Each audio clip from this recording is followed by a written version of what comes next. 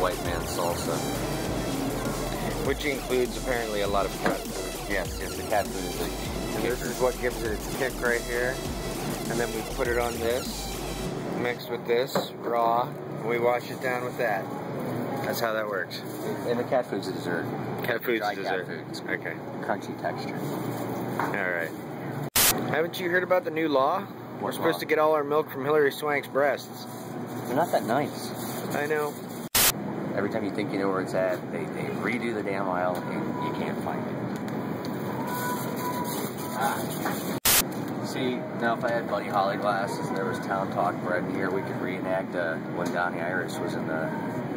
Donnie Iris? Donnie Iris when he was in the food line and he was getting bread and there was only a few loaves left and he squeezed every loaf at Town Talk. It's true.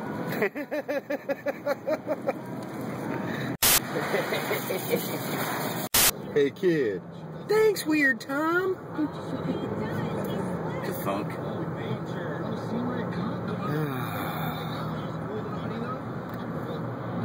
Yeah.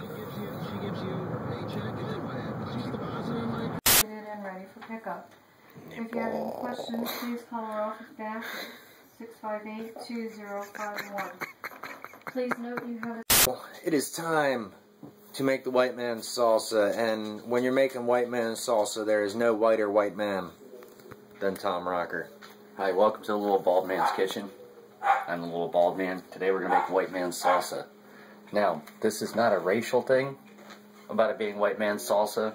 The reason I call it white man's salsa is if a Hispanic man or a black man made it, that thing would have a little bit more kick than a white guy. In other words, white man's salsa, little punch, but kind of weak overall. So what do we got here? Got a couple of Roma tomatoes, an onion, 2 cloves of garlic, half a jalapeno pepper, some garlic salt, lime juice, lemon juice, parsley. Which is actually some illicit substance, but we're just calling it parsley. No, we're just kidding. Okay, so 1 teaspoon of garlic salt. Which is like food of the gods to me. I'm going to take and chop up these 2 cloves of garlic. And I'm not like one of those Ginsu commercials or Chef Tell or Emerald or that killer Asian dude from Top Chef that was, you could handle a knife like, you know, he was going to just gut you. Han, that was his name. Not to be confused with Khan. Or the wrath thereof. Mm-hmm. Now what I do too is, right after I add the garlic, this is just the way I do it. I do the garlic salt, I add the garlic, and then I add my lemon and lime juice, and kind of let those little things marinate together while I'm getting other ingredients prepared for being food processed. Okay, so 2 tablespoons of lemon juice.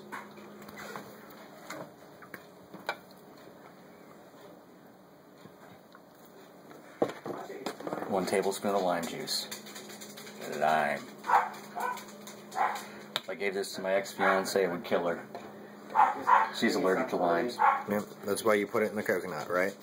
Yes, and that's why, you know, as a gag gift, I sent her a key lime pie for her birthday one year. She didn't find it too amusing.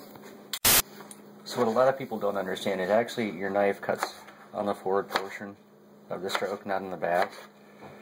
That's why, you know, knives are actually designed not as a eating tool, but as a killing weapon. So, add your tomatoes in. That's a whole mess of tomato right there. Yes, it is. But it's 2 Roma tomatoes. You want to use those because... You don't want to use Greek tomatoes because they'll come bearing gifts, and we all know how that ends up. Yeah, bad. Terribly bad. Alright, onion time. Yeah, half an onion. So, I'm going to kind of go cheesy and take that end off. Oh, God. Okay. Obviously, you're going to want to skin the onion. Yes. We can always have the trash can handy for when you're skinning the onion, because this is the most important part of making the salsa right here, skinning the onion. If you don't do this properly, you fail. Miserably. At life and at onions.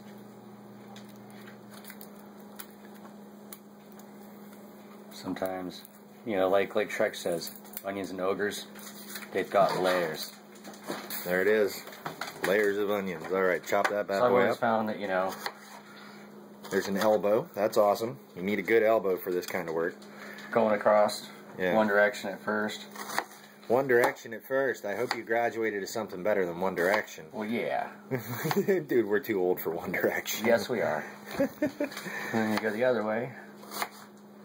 Because then you've pretty much got it all diced up, and then your processor will handle the rest of it for See, you. what he's doing right now is he's pretending the onion is One Direction, and he's just chopping them up and spitting them out at this point.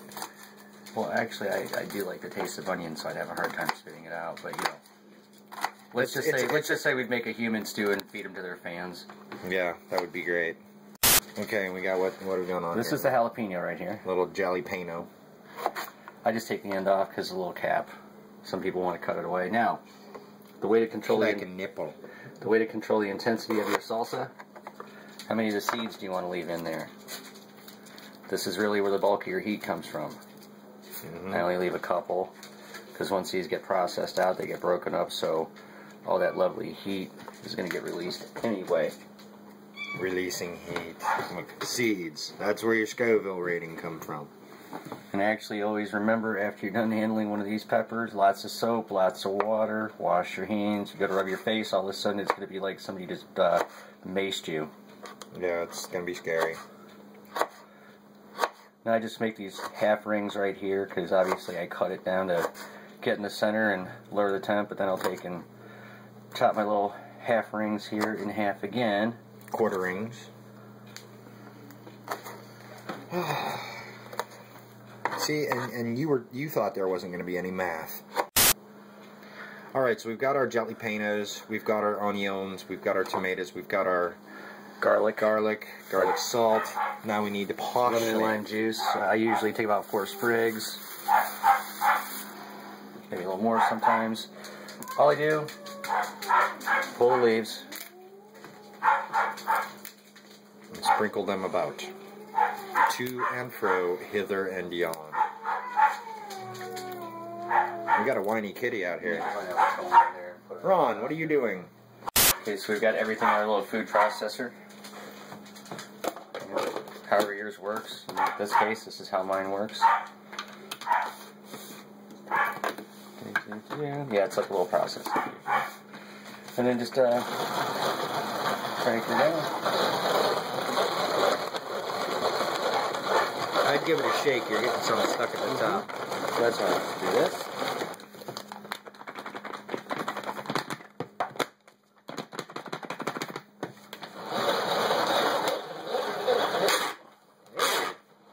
That can't be good. Nope. Stripping the gears. I'm aggressive. My little scraper here. Get the big pieces back down off of there. Giggity. Wish I could smell this through that camera. Wow.